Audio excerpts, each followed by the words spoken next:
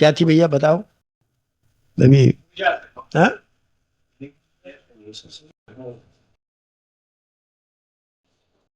किसी को पता ही नहीं पिछली बात क्या कर रहे थे।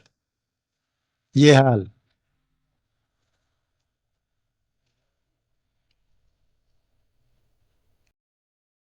पिछली बार हम कह रहे थे कि मैं कौन हूं और अब मैं क्या करने यहां आया हूं। नहीं याद हुआ? पिछली बार जो हम बात कर रहे थे कि मैं कौन हूं, ये अपने से पूछना होगा और मैं क्या करने यहां आया हूं। अर्थात जैसे हम आप यहां सत्संग करने आए, इस कमरे में क्या करने आए? सत्संग करने आए। कौन है? मनुष्य है। ये तो पिछली बार हम कह रहे थे, मनु की संतान इसलिए मनुष्य है। यहां आए सत्संग करने आए हैं, इसीलिए अब हमें पूछना पड़ेगा कि हम संसार में क्या करने के लिए आए। ये जो शरीर मिल गया 3.5-4 हाथ का मानव शरीर मिल गया, क्या यूं ही गंवाने के लिए मिल गया? जैसे पशु गंवा देता है, पशु को भी तो मिला हुआ शरीर, वो खाने पीने में गंवा देता है। खाना पीना सोना आहार निद्रा भय मैथुन चाव सब पशु भी, पशु और मनुष्य में दोनों में समान है। क्या इसीलिए मिला हुआ है शरीर हमको? पिछली बार ये चर्चा चल रही थी। तो हमको जो शरीर मिला हुआ है 3.5 हाथ का, ये यूं ही गंवाने के लिए नहीं मिला, ये मिला है सदुपयोग करने के लिए। जितना समय में मिल गया है, जितनी आयु हमें मिल गई है, उस आयु का सदुपयोग करें, उसको यूं ही व्यर्थ न जाने दें। इसलिए हमें मिला है और इसलिए हम आए हैं संसार में कि जो कुछ भी हमने पिछले कभी किन्हीं जन्मों में, क्योंकि हमने कहा कि ये जो खेत है, अच्छा शरीर, क्षेत्र खेत शरीर जो है, यही उपजाऊ शरीर है, दूसरे उपजाऊ शरीर नहीं है।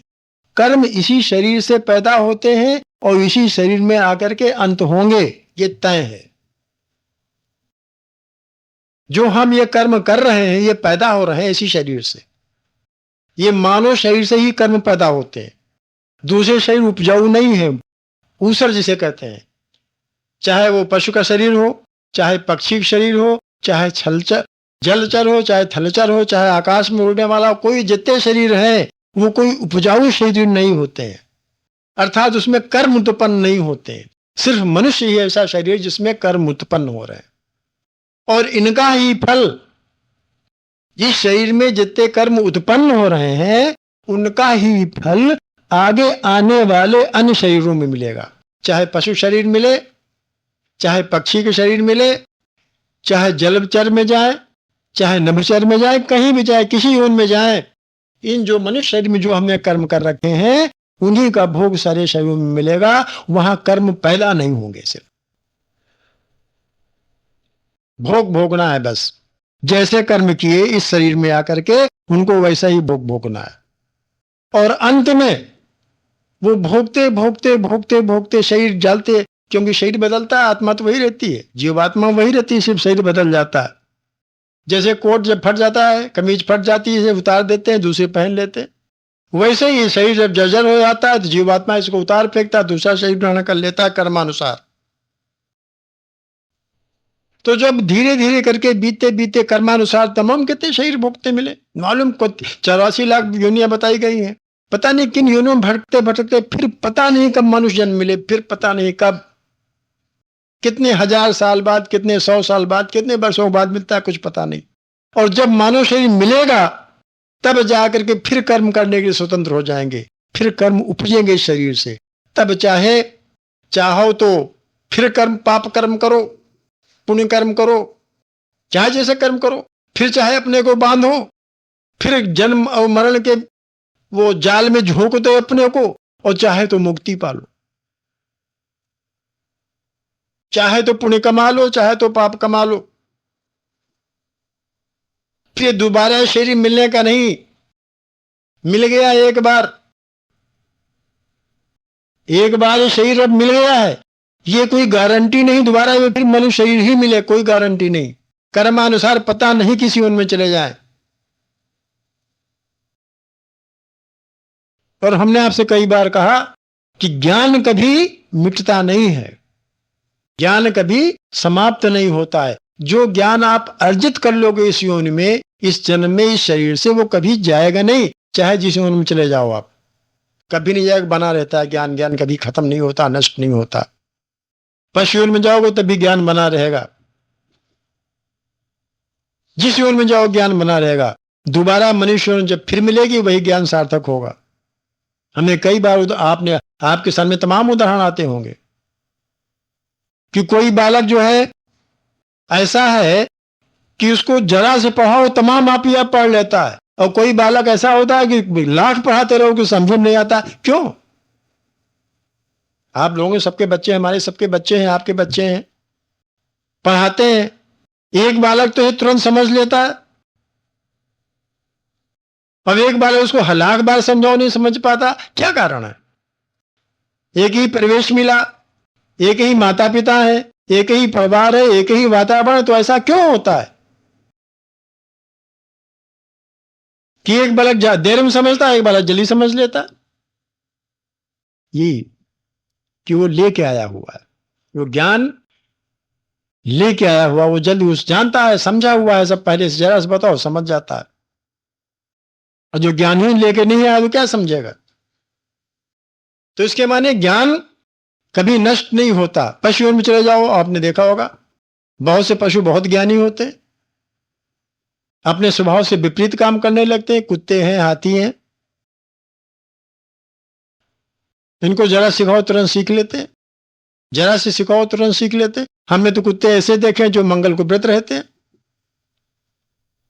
मंगल को नहाने जाते हैं तालाब में, हमने कुत्ते ऐसे देखे हैं। आपने कभी देखा, सुना होगा, समझा होगा। ऐसे उदाहरण में तमाम हमारे पास है।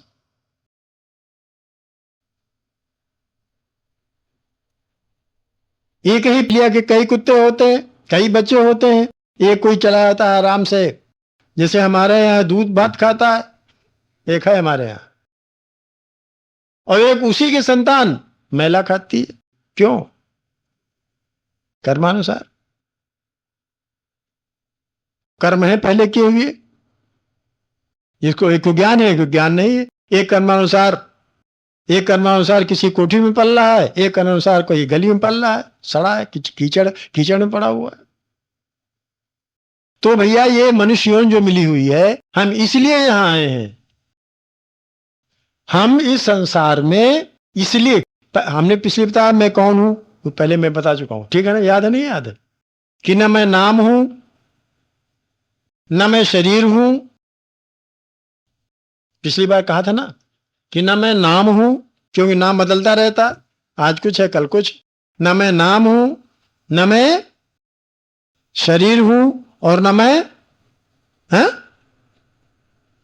हाँ हाँ न मैं रूप हूं, न मैं गुण हूं,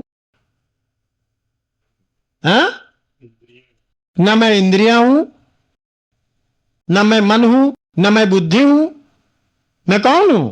मैं शुद्ध चेतन आत्मा, ये तो मैं हूं। और मैं आया किस लिए हूं? अपना कल्याण करने के लिए। इस संसार में आया हूं अपना कल्याण करने के लिए, कि इस जीवन में आ करके अगर अपना कल्याण कर लिया, क्योंकि तो शरीर रहेगा नहीं, 60-70 साल या 20-25 साल जो कुछ आयु एक पीरियड मिल गया है, कहा के लिए मिल गया है? कि अपना कल्याण कर लो, अपना कल्याण कर लो, इसलिए मिल गया है। और इसको हमने यूं ही गवा दिया। आपके बच्चे हैं, हमारे भी बच्चे हैं। आप अपने बच्चे को क्या करते हो? घर गृहस्थी में ही लगाते हो। 12, 13, 14, 15, 16, 17 साल, 18 साल जब होते हो, कहते पढ़ लो बेटा, आगे काम आएगा। यही कहते हो ना? कहते जो लड़का पढ़ता नहीं है, तो अब क्या कहते हो लड़के से, बच्चे से क्या बोलते हो हम लोग? यही तो हम लोग कहते हैं भाई, कि भाई ये समय तुम्हारे पढ़ने का है, ये खेलने के समय नहीं है। पढ़ोगे लिखोगे, यही समझाते हैं, और खेलोगे हो खराब। ये समय पढ़ने का है, ये समय अपनी शरीर बनाने का है, ये शरीर अपने को मजबूत करने का है, कि जिसे आगे आने वाला जो समय है आगे आने वाला जो आगे बढ़ने वाला शरीर है, आगे आने वाला जो आश्रम है, उसमें शरीर मजबूत हो जाए, ये पढ़ लिख करके तुम इस प्रकार बन जाओ कि आगे अपना काम चला सको। इसलिए शरीर मिला हुआ है 10, 15, 20 साल का जो है, यही समझाते हो अपने बच्चे को। जो बच्चा खेलता जाता पढ़ता कम, यही कहते हो कि सब भाई बना लो, शरीर बना लो। जब बच्चा खाता पीता नहीं, बहुत खेलता, तो आप कहते हो तुम ज्यादा खेले हो, आजकल खा पी नहीं रहे हो, दुबले सीखे से बने, कुछ खाओ पियो। क्यों कहते हो आप ऐसा? क्योंकि समय है खाने पीने का, खेलने कूदने और पढ़ने का, शरीर बनाने का समय है, इसको बर्बाद मत करो, यही तो कहते हो ना। क्योंकि आगे गृहस्थ आश्रम आने वाला है, आगे तमाम काम करने वाले, अगर पढ़ो लिखो नहीं तो गृहस्थ आश्रम कैसे चलाओगे? आगे जीवन कैसे निपटेगा? अगर हमारी तरह सीखिया पहलवान न गए तो आगे क्या करोगे? मेहनत कर ही नहीं पाओगे। तो पहले हेल्थ बनाओ, तंदुरुस्ती बनाओ, पढ़ो लिखो, तब तो आगे वाला जीवन तुम्हारा श्रेष्ठ बनेगा, अच्छा बनेगा। यही कहते हैं, समझाते हैं बच्चे को। तो अपने ऊपर भी यही लागू कर लो। हमको सब कुछ चाहिए, अपने ऊपर भी यही लागू करें कि ये मनुष्य जन्म मिल गया है कर्म करने के लिए, सदुपयोग इसका करने के लिए। अगर इसका सदुपयोग कर लेंगे, जो भी पीरियड मिल गया है, जो भी समय मिल गया है 10-20 साल का, पता नहीं हमारी आयु कितनी है, कितनी कब खत्म होने वाली, पता नहीं। लोग कहते, हमने पिछली बार कहा था ना कि लोग कहते हैं अरे अभी तुम्हारे सत्संग करने की कोई उम्र है। अरे अभी सत्संग जाने में कोई उम्र है? सत्संग क्या बुढ़ापे में जाओगे जब मौत सामने खड़ी होती है? अरे अभी सत्संग करो तो समझ में आ जाएगा हमें क्या करना है आगे, कौन कैसी जिंदगी जीनी है, कौन से कर्म करने के सत्संग में ये मालूम हो जाएगा, अभी से मालूम हो जाएगा। तो आगे खलेगा नहीं, ना बुढ़ापे में जवानी में। और जो बुढ़ापा आ जाएगा, इंद्रियां सब शिथिल हो जाएंगी, क्या सत्संग करके तुम क्या करोगे? तब तो सामने मौत खड़ी होगी, सारी इंद्रियां शिथिल हो गई होंगी, तब क्या करो सत्संग जा करके? सत्संग जाने समय तो यही होता है। कहते नहीं बूढ़ा तोता क्या पढ़ेगा? अगर बच्चे से ही कहे, बच्चा कह रहे अभी तो बच्चा अभी पढ़ के क्या करेगा, तो क्या जब बूढ़ा हो जाएगा तब पढ़ेगा? बाप जब बच्चे को जरा पढ़े करे, माँ अरे भाई बच्चा अभी क्यों डांटे फटकारे, अभी कोई पढ़ने की ज्यादा उम्र है। माँ ये कहने लगती, जब बच्चे को ज्यादा मारो पीटो झगड़ा झंझट करो तो अरे अभी बच्चा है क्यों होता चढ़। अब बच्चा है तो कब पढ़ेगा भाई? अभी से काम करेगा, अभी से कुछ सीखेगा तब तो आगे जाएगा।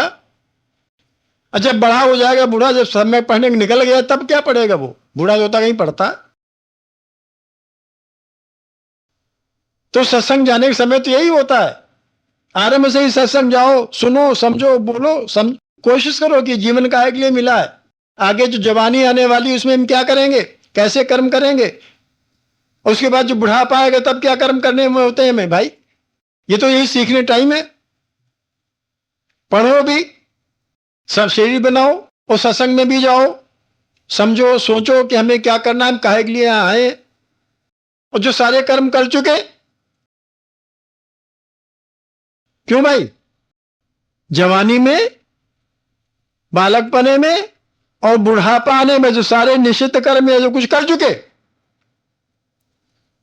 अब बुढ़ापे में क्या कर्म करने, सत्संग करने जाओगे भाई? अगर सत्संग वाला कहता भी है कि भैया राम नाम जपो, भैया सत्कर्म करो, हैं भैया ऐसा नहीं वैसा करो, तो अब जितने कर्म हम कर चुके पहले वाले, उनका तो फल बन चुका, वो तो नरक में या पूर्व में सड़क में ले ही जाएगा। अब उसका कोई प्रायश्चित तो है नहीं। क्यों भैया, जो कर्म कर चुके उनका तो फल बन चुका, वो तो मिलेगा मिलेगा मिलेगा। अब सत्संग में जाके क्या करोगे? 2-4 साल रह गए सत्संग में जाने, बुढ़ापा में सत्संग जाओ, जब बूढ़े हो जाओ सत्संग करोगे। अब 10 साल या 10 साल या 2-4 पता नहीं कब मौत आती है, तब सत्संग करके क्या करोगे भाई? अगर सत्संग वाले, अब तुमको पता ही चल गया कि आगे आने वाला जीवन, जो अब आगे वाले आने में पता नहीं शुकर मिलेगा, पता नहीं कुकर के मिलेगा जन्म, पता नहीं नरक जाएंगे, पता नहीं स्वर्ग जाएंगे। क्योंकि यह होता है ऐसा, जब आदमी मृत्युशैया पड़ा होता है ना, तब समझ में आता है कि हाय रे हमने क्या काम किया इतने जीवन भर में। ऐसे नहीं समझ में आता। जब मृत्युशैया पर लेटा होता है ना, सारे नजारे घूमते हैं पिछली जिंदगी के, और आगे आने वाला दिखाई देता है कि अब तो मौत हो रही है, अब आगे कहाँ, किस नरक में जाएंगे, किस लोक में जाएंगे, क्या हमारा होगा। तब आदमी घबराता है, आंसू निकलते हैं, बोल पाता नहीं। उस समय पढ़ने से कुछ नहीं होता। तीन ही कष्ट होते हैं, जन्म में कष्ट, मरण में कष्ट। ये महान कष्ट है, जन्म के और मरण के महान कष्ट हैं। इनसे वही छुटकारा पा जाता है जो ज्ञानी हो जाता है। ज्ञान छुटकारा देता है। जन्म और मरण से ज्ञान ही छुटकारा देता है। जन्म और मरण के कष्ट से ज्ञान ही छुटकारा देता है, दूसरा कोई छुटकारा देने वाला नहीं। जो बीत राग हो जाते हैं उनका मरण भी सुखदायी हो जाता है।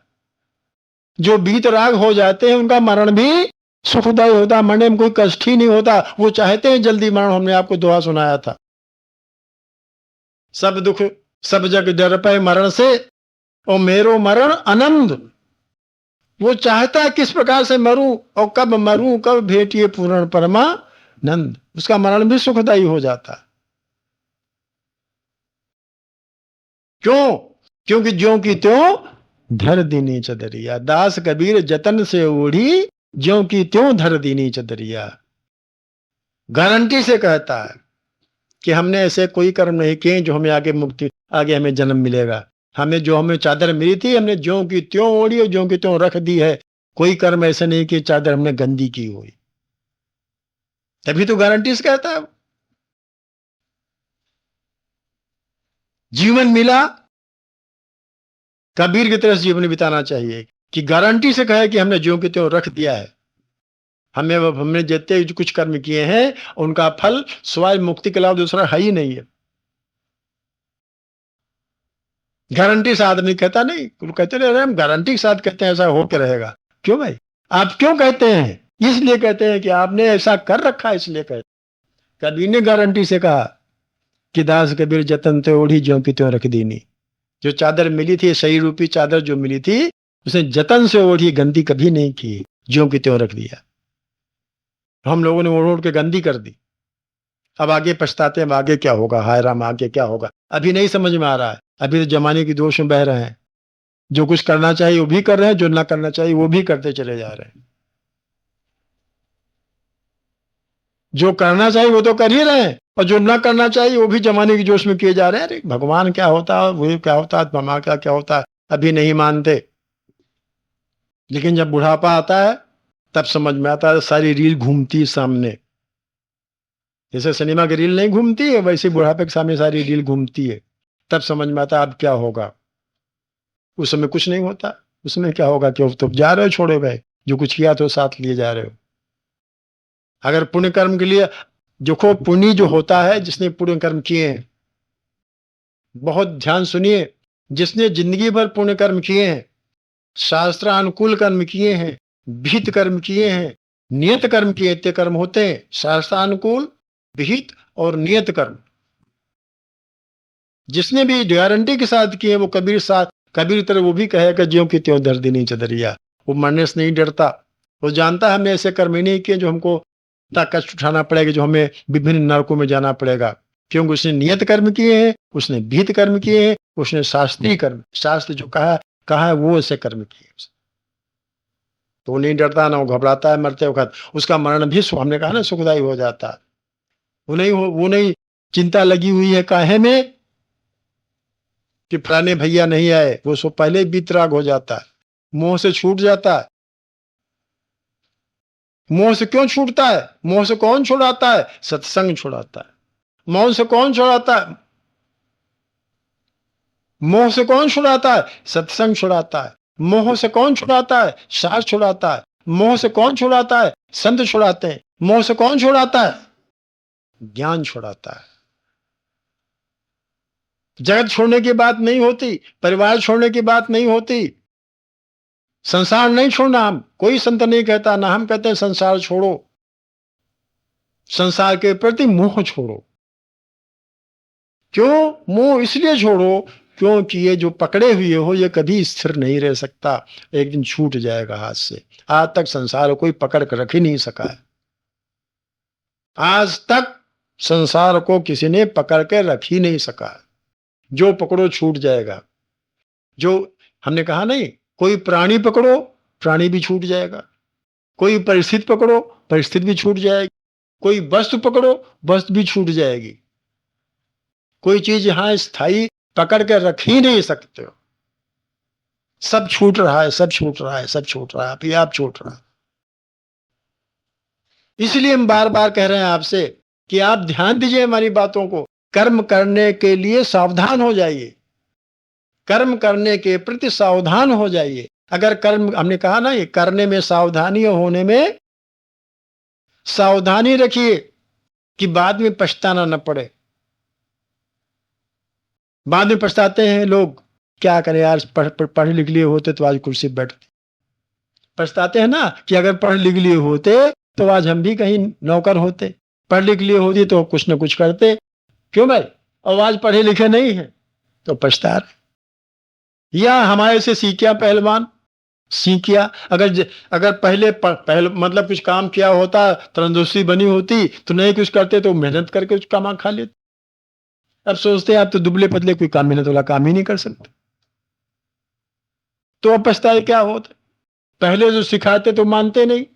पहले माँ बाप कहते बेटा खाओ पियो, पहलवानी करो, कुछ ताकत करो, कुछ जिस्म बनाओ अपना, आगे काम देगा। है उतने वक्त तो समझ में नहीं बात आई है। अब इतने वक्त जब अब आगे नहीं मेहनत करने काम आया, अब मेहनत हो नहीं सकती क्योंकि हमने पहले काम ही नहीं किया, अब पछता रहे हैं। एक छोटी सी जिज्ञासा है सबके मन में उठती है। ओ हैप्पी बोधव्यम, बोधव्यम च विकर्मणः अकर्मणश्च बोधव्यम गहना कर्मणो गति। गीता का 14वां अध्याय 17वां श्लोक।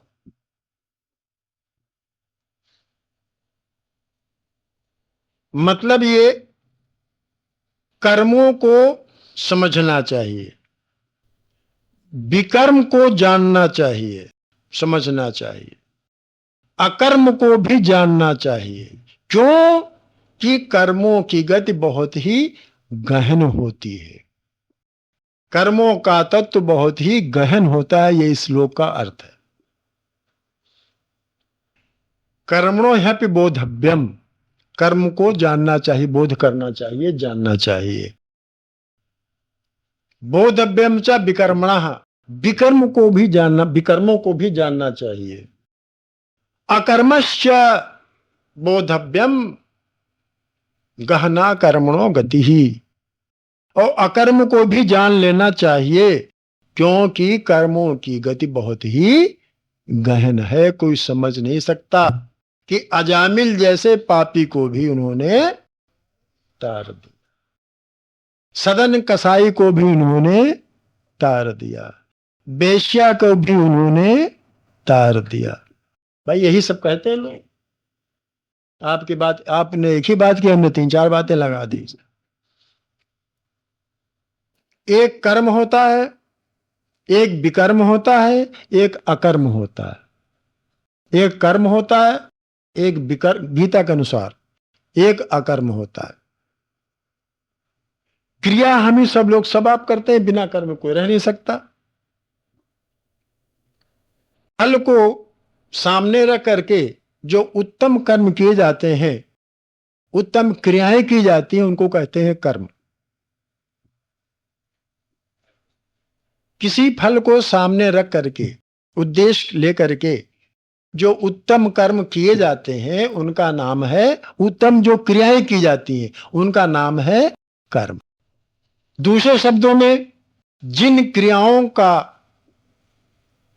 फल सुखदायी होता है, लोक में भी और परलोक में भी, उनको कहते हैं कर्म। विकर्म क्या है? जो कर्म शास्त्रानुकूल नहीं होते, जिन कर्मों के करने से नरक के द्वार खुल जाते हैं, जिन कर्मों के करने से न लोक सुधरता है न परलोक सुधरता है, उन्हें कहते हैं विकर्म। दूसरे शब्दों में, जो कर्म लोक में भी दुख देते हैं और परलोक में भी दुख देते हैं, उन्हें कहते हैं विकर्म। अकर्म वे कर्म है जो निष्काम भाव से, बिना ममता के, बिना आसक्ति के, बिना फलेच्छा के जो कर्म किए जाते हैं उनका कोई फल नहीं बनता, इसलिए उनको कहते हैं अकर्म, अर्थात वो कर्म हुए ही नहीं। भैया आप समझने का प्रयास करिए, अभी चूंकि प्रश्न आया है इसलिए इसको जो है अच्छा भी है और समझने के लायक भी है, क्योंकि हम सभी लोग कर्म करते हैं और कर्म करते करते बहुत से प्रश्न उठ जाते हैं। उन प्रश्नों का उत्तर का समाधान होना नितांत आवश्यक है। इसलिए भी आवश्यक है क्योंकि अक्सर लोग पूछते हैं कि भाई तो कसाई था, कसाई कैसे तर गया? तो गहना कर्मणो गति है, कर्मों की गति बहुत ही गहन है। तो सबसे पहले कर्म समझना चाहिए, फिर विकर्म समझना चाहिए, फिर अकर्म समझना चाहिए। अकर्म जो होते हैं अर्थात निष्काम भाव से जो कर्म किए जाते हैं, जिन कर्मों को करने के न ममता होती है उनके कर्म को प्रति, न कर्मों के प्रति आसक्ति होती है। समझ लीजिए, कर्मों के प्रति ममता, न कर्मों के प्रति आसक्ति, न कर्मों की फल इच्छा, किसका फल क्या इच्छा, हमें इसका फल कैसा मिलेगा इसकी भी इच्छा नहीं होती। ऐसे जो कर्म किए जाते हैं उनका फल कोई बनता ही नहीं, वो अकर्ता हो जाता है, क्योंकि अपने लिए कुछ करता ही नहीं। जो उसको फल की इच्छा ही नहीं, ना ममता है ना आसक्ति, तो अकर्ता हो जाता है। जो अकर्ता है तो वो भोगता भी नहीं। तो इसलिए जितने कर्म हो जाते हैं वो सब अकर्म में चले, अतः कर्म माने ही नहीं जाते, तो उसका फल कुछ बनता ही नहीं। और ऐसे आदमियों की जो अकर्म हो जाते हैं, ऐसा निष्कर्म, निष्कर्म मतलब उनके कर्म सब कर्म रहित हो जाते हैं। खैर इस वक्त जिज्ञासा शांत कर देते हैं आपको, उसके बाद आगे नहीं तो समय ज्यादा निकल जाएगा। एक होते हैं नियत कर्म, एक होते हैं विहित कर्म, एक होते हैं शास्त्रीय कर्म। पहले शांति करते हैं, उसके बाद इसको व्याख्या विस्तृत पर नहीं रह जाएगा ये प्रश्न। कुछ नियत कर्म होते हैं, जैसे ब्राह्मण के लिए, वैश्य के लिए, क्षत्रिय के लिए, शूद्र के लिए नियत कर्म है। ब्राह्मण के लिए नियत कर्म, और नियत किसने किए? ये कर्म किसने नियत किए? हमने आपने नहीं किए। चतुर्वर्णम मया सृष्टम गुण कर्म विघाषा। गीता में भगवान ने कहा कि ये जो है कुछ जितने वर्ण बनाए गए हैं, ब्राह्मण क्षत्रिय वैश्य शूद्र, ये मेरे बनाए हुए। और मैंने क्यों बनाया है? गुण और कर्मों का विभाग के अनुसार, गुण और कर्म के अनुसार मैंने 4 वर्ण बना दिए हैं। क्यों नहीं? जब भगवान ने चारों वर्ण बनाए तो भगवान ही ने इनके कर्म भी नियत कर दिए। इनके कर्म भी नियत कर दिए, तुम्हें ये कर्म करने हैं। अब अगर वो नियत कर्म नहीं करते हैं तो इसके माने क्या करते हैं वो? हाँ? कर्म से हटके अधर्म करते हैं, विकर्म करते हैं। सिर्फ एक उदाहरण गीता का ही जो आप सब लोग जानते हो वही मैं उदाहरण रख रहा हूं। अर्जुन क्यों भागा था? अर्जुन क्यों भागा लड़ने से? आशीष उसने क्यों रख दिए? इसलिए रख दिए कि ये सब जितने खड़े हैं सब हमारे हैं, दूसरे कोई नहीं है। जो हमारे विपक्ष में खड़े हुए हैं, जिनको हमें मारना है, बीज पितामह हुई है, ये हुए, ये चचेरे हमारे सौतेले सब भाई चचेरे भाई हैं, इनको हमें मारना है, इनसे लड़ाई लड़नी है। किसको मैं मारूं? सब अपने को मार डालूं मैं? भगवान ने समझाया। ये आपके प्रश्न यही हल हो जाता है। क्या समझाया? एक श्लोक उसका अर्थ में बता देता हूं आपको कि अगर तू लड़ाई में मारा गया तो तुझे स्वर्ग मिलेगा,